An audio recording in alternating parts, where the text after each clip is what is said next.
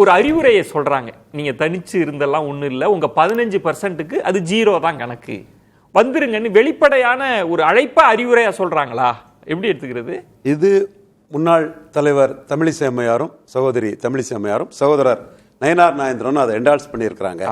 அவங்க பாஜகவில் மிக முக்கிய பொறுப்பில் இருக்கக்கூடிய டிசைடிங் ஃபேக்டராக இருக்கக்கூடிய நயனாரும் முன்னாடி இருந்த இவங்க தமிழிசை அம்மையாரும் சொல்லியிருக்காங்கன்னு சொன்னால் அதுக்குள்ள முக்கியத்துவம் இருக்கத்தான் செய்யுது.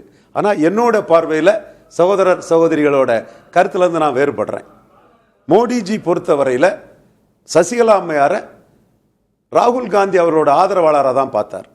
அதனால தான் சுப்பிரமணிய சாமி சசிகலா தான் எல்லாம், சசிகலாட்ட எல்லாம் கொடுக்கணும்னு சொன்ன போதுனாலும் சரி, என் மதிப்புக்குரிய மிகப்பெரிய தியாக வரலாற்றுக்கு சொந்தக்காரரான இலகணேசன்ஜி அவர்கள் வந்து நேரடியாகவே நடராஜன் அவர்களை மோடி கிட்ட இன்ட்ரோடியூஸ் பண்ண முயற்சி பண்ணாலும் சரி, மோடியையே பிஎம் கேண்டிடேட்டா ப்ரமோட் பண்ண சத்திரியன் குருமூர்த்தி சாக்கடை ஜலம்னாலும் வீடு தீப்பெட்டி எரியும் போது அதை கொண்டு அணைக்கணும்னு சொல்லும்போது உங்க நிகழ்ச்சியிலே உங்களுக்கு நினைவு இருக்குன்னு நினைக்கிறேன், மோடிஜி இன்க்ளூசிவ் அலையன்ஸுக்குள்ள சசிகலா அம்மையார் வர முடியாதுன்னு சொன்னேன். எனக்கு இன்னைக்கும் என்னுடைய பார்வையில் நடக்கும் சம்பவங்களின் இதை வச்சு பார்க்கும்போது இந்த சசிகலா அம்மையாருக்குள்ள ட்ரீட்மெண்ட் தான் விஜய்க்கும் மோடி கொடுக்கிறாருங்கிற ஒரு பார்வை எனக்கு தெளிவா இருக்கு. இந்த இடம் எனக்கு ஒரு கிளாரிட்டி. ஏன்னா நீங்க தான் தொடர்ந்து சொன்னீங்க, ஒரு கடும் நெருக்கடியை மோடி அவர்கள் கொடுக்குறாங்க, அதுதான் ஜனநாயகத்தின் பின்னணியில் இருக்கிற அரசியல் கணக்குன்னு போட்டு உடைச்சி பேசுனீங்க. ஆனால் இப்போ வெளிப்படையாக ஒரு மாநில பாஜக தலைவர் அழைப்பு விடுக்கிறது, தமிழிசை அவங்க அறிவுரை சொல்றதுன்னா பாஜக ஏதோ ஒரு வகையில், அதானே ஐயநாதன் சொல்றாங்க, எப்படியாவது உள்ளுக்கு கொண்டு வந்துடணுன்றது தான் திட்டம்னு சொல்றாங்களே. சசிகலாவுக்கும் அப்படித்தானே மோடியை பிரைம் மினிஸ்டர் ப்ரமோட் பண்ண சத்திரியன் குருமூர்த்தியை சொல்லும் போதே நடக்காது, நாம சொன்னது நடந்திருக்கு. அதனால இந்த விஷயத்துல எப்படி நடக்குங்கிறது நாளைக்கு தான் தெரிய வரும். ஏன் இவங்க பேசுறாங்க இப்படி? இவங்க வந்து டெஸ்பரேட்டா இருக்கிறாங்க. இவங்களோட அந்த உள்கட்சி மோதல் முரண்கள், அண்ணாமலை ஒரு லீடரா வந்துட்டாரு, லீடர் அண்ணாமலையை பிடிக்காதவங்க தான் அன்டெஸ்டட் நாட் ப்ரூவ்டு விஜய்க்கு ஒரு முக்கியத்துவம் கொடுத்து இந்த வேலையை பாக்குறாங்க. இது என்ன இதுக்குள்ள என்ன அண்ணாமலை ராஜாஜி கூட கம்பேர் பண்றாங்க. எவ்வளவு பெரிய அபத்தம்! மூதறிஞர் ராஜாஜி அன்னைக்கு 7.8 விழுக்காடு வாக்கு எடுத்த ஒரு தலைவர், ப்ரூவ்டு ஓட்ஸ் எடுத்தவர். பிராமணர் மட்டுமல்ல, முக்குலத்தோர், உடையார், இசைவேளாளர், எத்தனையோ கிறிஸ்தவ நாடார் மோசஸ் உட்பட எத்தனையோ தலைவர்கள் நின்று ஒரு காங்கிரசுக்குள்ளே பெரிய தலைவராக நின்று 62ல 7.8 விழுக்காடு வாக்கெடுத்து 6 சட்டமன்ற உறுப்பினர்களும் பெற்ற ஒரு தலைவர். பாக்கிட்ட கேட்டா ராஜாஜி அவர்கள் இந்திய அளவில் என்ன பண்ணாருங்கிறத சொல்லுவார். சோ அந்த தலைவர் கூட ஒரு அன்டெஸ்டட் நாட் ப்ரூவ்டு விஜய் ஒப்பிடுறது அபத்தமான அரசியல் ஒரு அடிப்படையே தெரியாத ஒரு இதான் நான் பாக்குறேன். இதுல நான் கடுமையான வார்த்தையா சொல்றேன். அண்ணாமலை இதுல தெளிவா இருக்கிறாரு. அவர் லீடர், இவங்க வெறும் பிரசிடென்ட் லெவல்ல லைட் வெயிட்டா இருக்கவங்க இது இப்படிதான் பேசுவாங்க விளம்பரத்துக்கு. அண்ணாமலை என்ன சொல்றாரு? இந்தியா டுடே கான்க்ளேவ்ல 23 விழுக்காடு ஓட்டு நீங்க பிரசாந்த் கிஷோருக்கு வரும்னு சொன்னீங்க, 3.5 விழுக்காடு தானங்க எடுக்கிறீங்க, இமேஜினரி ஓட்ஸ் வேற ரியல் ஓட்ஸ் வேறன்னு அண்ணாமலை அடிச்சு பேசுறாரு. அவருக்கு அந்த விவரம் தெரியுது. அண்ணாமலை ஒரு ஹீரோவா லீடரா இருக்கிறதுனால அண்ணாமலைக்கு இம்பார்ட்டன்ஸையே அடிக்கணுங்கிற ஒரு எண்ண ஓட்டத்துல பல நிரூபிக்காத விஜய்க்கு நயனார் நாயந்திரன், தமிழிசை போன்றவங்க தொடர்ந்து முக்கியத்துவம் கொடுத்துட்டு இருக்காங்க. ஒரு கணக்குல அது 15ஓ 10ஓ, நீங்க 10 20 கூட வாங்குங்க, அது தனிச்சு நின்னா அது 0 தான். இல்லங்க, எங்களோட வந்தா நாங்க 30-40ன்னு இருக்கோம், கெமிஸ்ட்ரி ஒர்க் அவுட் ஆகும், கூட்டினா 50. இப்ப விஜய்கிட்ட என்னங்க இருக்குது? அவரு 2024 மக்களவை தேர்தலில் மோடி மேல உள்ள வன்மத்தில் ராகுலுக்கு சீட்டு குறையக்கூடாதுங்கிறதுக்காக சிஏ எதிர்ப்புன்னு ஒரு கொள்கையை சொல்றாரு. நாட்டில் ஒரு அரசியல் கட்சிக்கு சிஏ எதிர்ப்புங்கிறத சொல்லணுமா? ஒவ்வொரு பாஜக ஆட்களும் சிஏங்கிறது வந்து இந்திய முஸ்லிம்களுக்கு எந்த பாதிப்பும் இல்லாத ஒரு இது, அதை மட்டும் சொல்லிட்டு நிற்கிறாருன்னா அவுட் அண்ட் அவுட் வந்து ராகுல் காந்திக்கு ஆளு.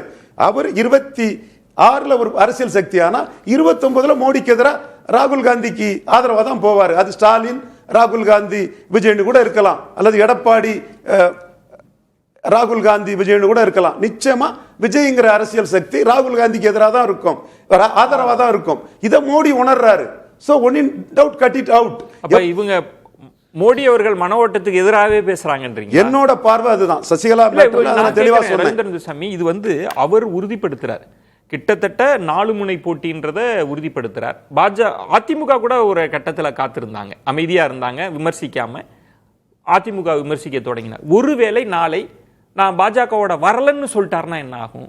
வரல. ஐயநாதன் சொல்றாரு இல்ல தெரிஞ்சுதான் கூப்பிடுறாங்க, ஏதோ நடக்குது. இப்படித்தானே இவங்க தமிழ் தேசியத்தை எழும்ப விட்டாங்க.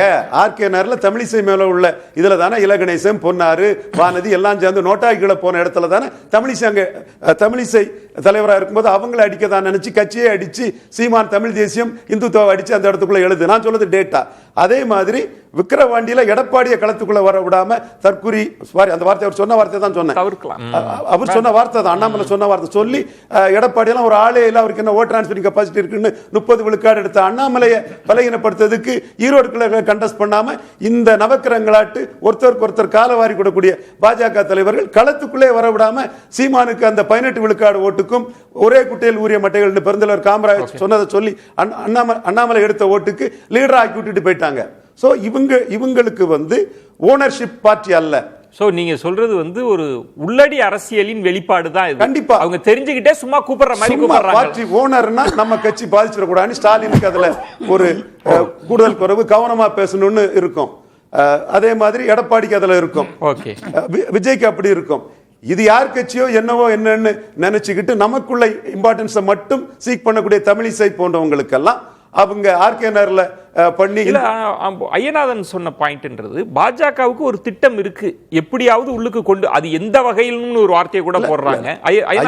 அண்ணன் கருத்தை நான் மறுக்க வரல, என் கருத்தை நான் பதிவு பண்றேன். ஜனநாயகம் படம் பெற்ற நெருக்கடி, சசிகலா அம்மையாருக்கு மெஜாரிட்டி இருந்தும் கவர்னர் வரல, 187 இடத்துல செலக்டிவ் ரைடு, A1 அபட்டட் ஆன பிறகு கன்விக்ஷன், இந்த மாதிரி நடந்த ஒரு தன்மைக்குள் யாருக்கு லஞ்சம் கொடுத்தான்னு இன்னைக்கே தெரியாம சிம்பலுக்கு லஞ்சம் கொடுத்ததாட்டு தினகரன் மேல ஒரு வழக்கு, சசிகலா உறவினர் மேல ஒரு வழக்கு, அந்த மாதிரிப்பட்ட ஒரு தன்மையை நான் ஜனநாயகம் படத்துல பாக்குறேன். அப்ப நீங்க என்ன சொல்றீங்கன்னா பாஜக தலைமை விரும்பல, இங்க இருக்கிறவங்க சும்மா அழைப்பு விடுக்கிற மாதிரி விடுக்கிறாங்க, அதனால அவங்கள குறைச்சு மதிப்பிடல. அவங்க முக்கியமான தலைவர்கள், அவங்க சொல்றது தவறா போயிரும் சொல்ல வரல, என் கருத்து இது. பட் அப்ப ஏன் வெளிப்படையா அதை பேசணும்? இது உள்ளடி அரசியல்னு மட்டும் புரிஞ்சுக்கிறதா, இல்ல ஒரு வலிமையான அணியை கட்டுவோம், திமுகவை வீழ்த்த எல்லாம் ஒண்ணு சேருவோம்?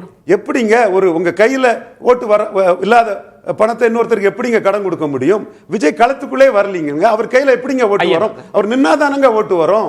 இப்ப திமுக கூட்டணியில் ஒரு கட்சி வரணுமா அப்படின்னு கேட்கிற போது நான் திரு செல்வ பெருந்தகை அவர்களை கேட்டிருக்கிறேன், சண்முகம் அவர்களை கேட்டிருக்கிறேன், திருமாவளவன் அவர்கள் கூட என்ன சொல்லுவாங்க, பாமக தொடர்பா திமுக தலைமை என் ஸ்டாண்டுக்காக நான் எடுப்பேன்னு தான் சொல்லுவாங்களே தவிர எல்லாமே தலைமை திமுக தலைமை தான் முடிவெடுக்கும்னு. இங்கு அதிமுகவுக்கும் தாவேகாவுக்கும் இடையில ஒரு பெரிய விமர்சனம்லாம் போறப்ப இவங்க அழைப்பு விடுக்கிறாங்கன்னா அப்ப பாஜக ரொம்ப விரும்புதா விஜய? அப்ப இபிஎஸ் ரோல் என்ன, அதெல்லாம் என்ன, அதெல்லாம் எப்படி புரிஞ்சுக்கிறது?